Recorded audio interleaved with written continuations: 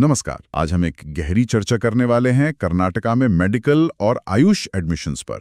हाँ बिल्कुल। खासतौर पर उन उम्मीदवारों के लिए जिन्होंने नीट 2025 क्वालिफाई किया। हाँ बिल्कुल, हमारे पास केईए और नीट के बुलेटिन्स हैं, कुछ कॉलेज की जानकारी भी है।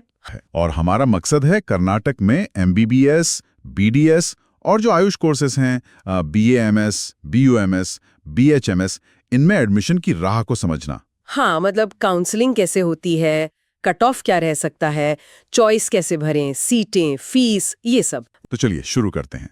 सबसे पहले ये नीट 2025 की बिल्कुल बेसिक एलिजिबिलिटी क्या है? देखिए, नीट यूजी 2025 जो एनटीए कराता है वो तो जरूरी है ही। एमबीबीएस, बीडीएस, बीएएमएस, बीएचएमएस, बीओएमएस, इन सब के लिए क्वालिफाई करने के लिए जनरल को 50वां परसेंटाइल चाहिए और एसटी, एसटी, ओबीसी को 40वां। अच्छा, ये सिर्फ क्वालिफाइंग है? हाँ, ये मिनिमम है। सीट तो रैंक पर मिलेगी और 12वीं में पीसीबी और इंग्लिश में भी मार्क्स चाहिए। General 50%, reserved 40%। उम्र भी 31 दिसंबर 2025 तक 17 साल। ठीक है, ये तो हो गई नेशनल लेवल की बात। अब आते हैं कर्नाटक पर।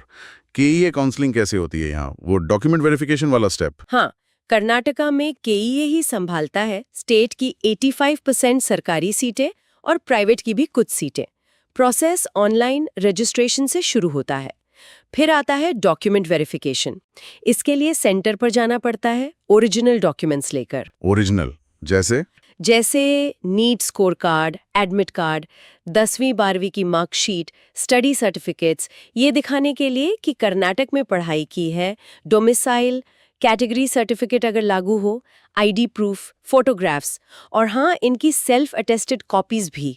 ओके, ये स्टेप तो काफी ध्यान से करना होगा। बिल्कुल, जरा सी चूक और आप प्रोसेस से बाहर हो सकते हैं।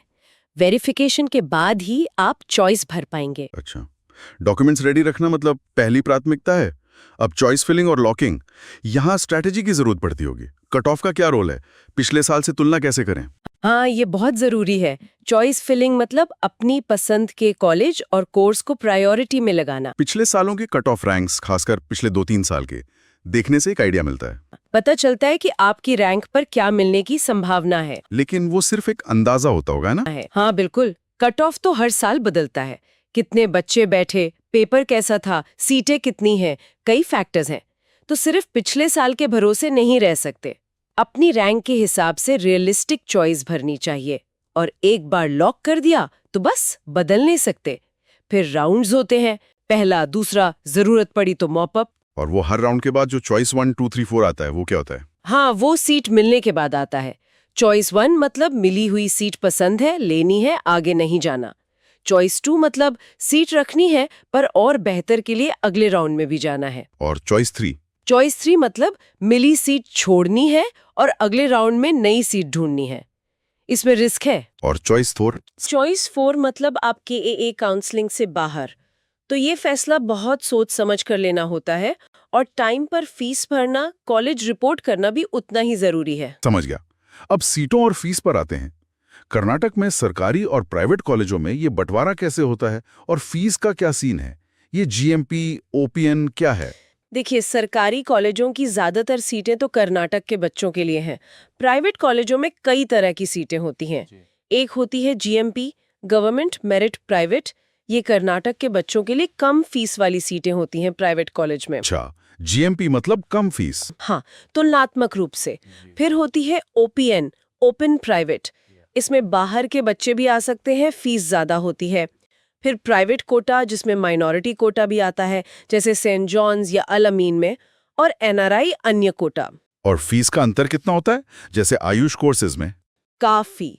जैसे 2024 में सरकारी कोटे की आयुष सीट शायद 25,000 से 75,000 सालाना तक थी, पर प्राइवेट ओपन में बीएमएस की फीस 2.5 लाख से ऊपर थी। ओह, और एमबीबीएस में तो और भी ज्यादा होगा। हाँ, प्राइवेट और एनआरआई कोटे में एमबीबीएस की फीस कई लाख सालाना तक जा सकती है।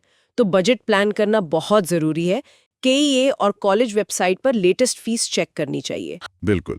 अच्छा, अगर किसी की रैंक ऐसी है कि सरकारी एमबीबीएस मुश्किल है, तो बीएएमएस या बीएचएमएस के अच्छे विकल्प हैं कर्नाटक में। किस रैंक तक उम्मीद रखें? हाँ बिल्कुल है। सरकारी आयुष सीटें अच्छा विकल्प है या फिर प्राइवेट कॉलेजों में भी देख सकते हैं।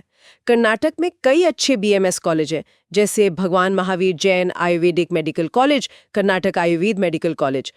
इनमें अच्छी पढ़ाई, हॉस्पिटल ट्रेनिंग वगैरह होती है।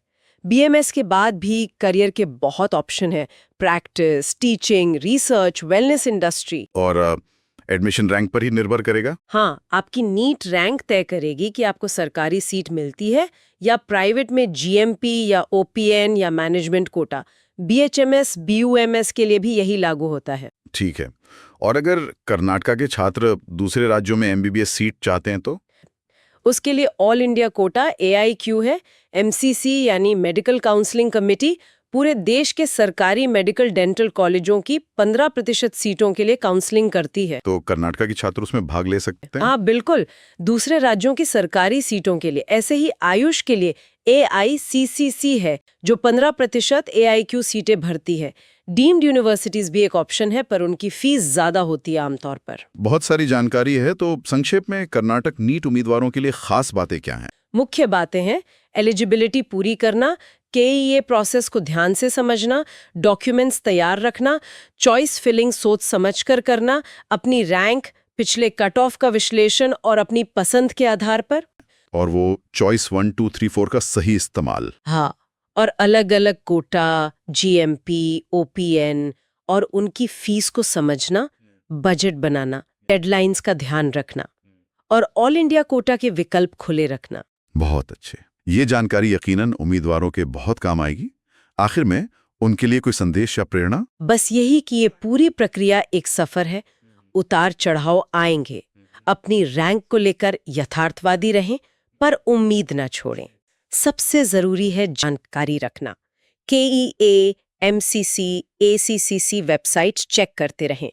अफवाहों पर ध्यान ना दें। धैर्य और सही जानकारी से मंजिल जरूर मिलेगी, चाहे वो MBBS हो या आयुष का कोई अच्छा कोर्स। शुभकामनाएं।